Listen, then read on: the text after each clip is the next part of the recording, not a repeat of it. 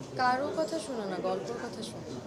দাদা আমাকে তার গল্পটা পুরোটাই হচ্ছে যে উইথ মিউজিক হচ্ছে খুব অ্যাম্বিয়েন্স ক্রিয়েট করে সুন্দর করে ডিটেইলডে শোনায়। তারপরে আমার কাছে ক্যারেক্টারটা খুব পছন্দ হয়, কারণ ক্যারেক্টারটা তিনটা সময় আমার কাছে মনে হয়েছে যে তিনটা ইমোশন ক্যারেক্টারটার মধ্যে, সো একটু চ্যালেঞ্জিং। আমি আসলে দাদার সাথে আগেও একটা কাজ করেছি, কিন্তু আমার দাদার সাথে এই কাজটা মানে আমি খুব করে চাচ্ছিলাম যে দাদার সাথে আমার রোম্যান্টিক একটা কাজ হোক, যেহেতু উনি রোম্যান্টিক ডিরেক্টর হিসেবে আমাদের দেশে খুবই পপুলার। তো এই তো বেসিকলি আসলে গল্পের জন্য চরিত্র পছন্দ করি। না, অবশ্যই ফ্যাক্ট, যেটা আমার কাছে মনে হয় ভাইয়া যে কোনো গল্প ভালো হওয়ার সাথে সাথে সব কিছুর কম্বিনেশনই আসলে ইম্পর্ট্যান্ট। সেখানে একটা ভালো টিম দরকার, ভালো ডিরেক্টর দরকার, যে আসলে আমরা যত ভালো গল্পই লিখি না কেন সেটা যেন আমরা স্ক্রিনে জিনিসটাকে প্রেজেন্ট করতে পারি প্রপারলি। আর অবশ্যই সেটার জন্য তো আসলে আমাদের অ্যাক্টর অ্যাক্ট্রেস দরকারি, যে আসলে পুল অফ করতে পারবে, চরিত্রটাকে স্ক্রিনে ফুটায় তুলতে পারবে। আসলে ডিরেক্টরের একটা ভিশন থাকে, সেটার সাথে ম্যাচ করে কতটুকু সুন্দরভাবে এক্সিকিউট করা যায়, এটার জন্য আমার মনে হয় টিমের প্রত্যেকটা মানুষের ইকুয়াল এফোর্ট দরকার। এটা তো আমার জন্য খুবই এক্সাইটিং, কারণ আমার আসলে জোমান ভাইয়ের সাথে এর আগে অনেক কাজ হয়েছে, প্রবীরদার সাথেও একটা হয়েছে, কিন্তু এই ডুয়োটা তো আসলে খুবই পপুলার। সো এদের সাথে মানে মাঝে বসতে পারলাম, আমি কাজ করতে পারছি, so I am very very grateful. আসলে আমার উইশ লিস্টের মধ্যে আই থিঙ্ক কোনো একটা কিছু আমি অ্যাকমপ্লিশ করলাম এখন রিলিজ হবে। না, ভালো হয়েছে। ও বলে না যে আমাদের দুজনের নাটক থেকে বড় হয়েছে, মানে না, আমার খুব এটাও ভালো হয়েছে, এটাও এটাও সর্ট অফ ট্রু। আমার মনে হয় আমি খুবই প্রথম কোনো নাটক দেখে আমি কান্না করেছিলাম বড় ছেলে আর বেস্ট ফ্রেন্ড, যখন প্রথম কাজটা প্রথমটা। যখন।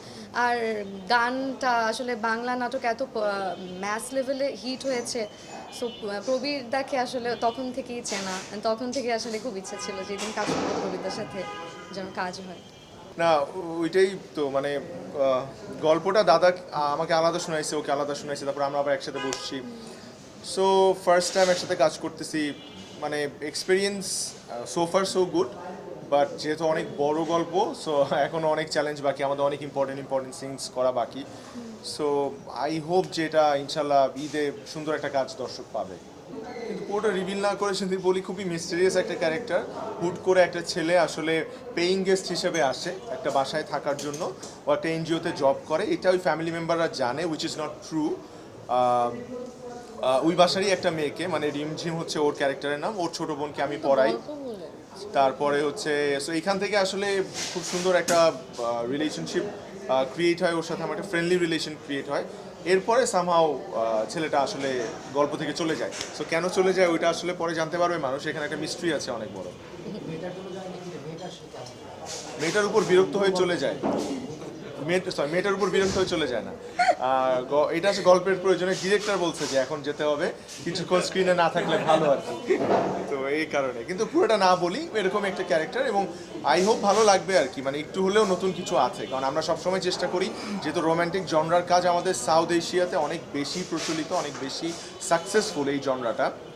তো দেখা যায় যে আমরাও খুব এই কাজগুলো করতে খুব কমফোর্টেবল ফিল করি। যেমন আমি প্রিটি শিওর ওকে জিজ্ঞেস যদি করি যে কমেডি হোক বা থ্রিলার হোক অথবা রোম্যান্টিক জনরা হোক, ও বলবে যে রোম্যান্টিক জনরায় ও হচ্ছে খুব কমফোর্টেবল। অ্যান্ড প্রবীরদাও সেম, তো আমিও হচ্ছে সেম। কিন্তু আমরা অন্য ধরনের কাজও করি ডেফিনেটলি, না হলে তো আসলে আর্টিস্ট হিসেবে আমাদের কোনো সার্থকতা থাকবে না। কিন্তু যেহেতু এই জনরাতে কাজ করে আমরা কমফোর্টেবল ফিল করি, তো আমরা চাইছি যে আসলে এই জনরাই কাজ করি, এবং দাদার সাথে ওর সাথে আমার ফার্স্ট কাজ। সো সেফ সাইডই খেলি, কিন্তু তারপর ওখানে একটু ডিফারেন্ট কিছু পাবে ইনশাল্লাহ। পার্সোনাল লাইফে খুব ইরিটেটিং, কিন্তু Rimjhim as a character is very sweet, অনেক চঞ্চল, অনেক প্রাণবন্ত, অনেক বাচাল। আমি পার্সোনাল লাইফেও অনেক বাচাল, পার্সোনাল লাইফে অনেক বাচাল। রিমঝিম চঞ্চল, মিষ্টি, বাট ওর মধ্যে আসলে পরিমিতি বোধটাও আছে, যে কোথায় আসলে কতটুকু বলা উচিত, কতটুকু করা উচিত। But at the same time ওই যে চার্মটা, আসলে একটা পেইং গেস্ট এসে প্রেমে পড়ে, তারপর ফ্রেন্ডশিপ থেকে প্রেম ভালোবাসা হয়, সো এটার জন্য আসলে কিছু চার্ম তো দরকারি। কিন্তু ছেলেটা প্রেমে পড়ে না, মেয়েটা প্রেমে পড়ে। এটা আমরা গল্প যখন রিলিজ হবে বাকিটা দেখতে পারবো।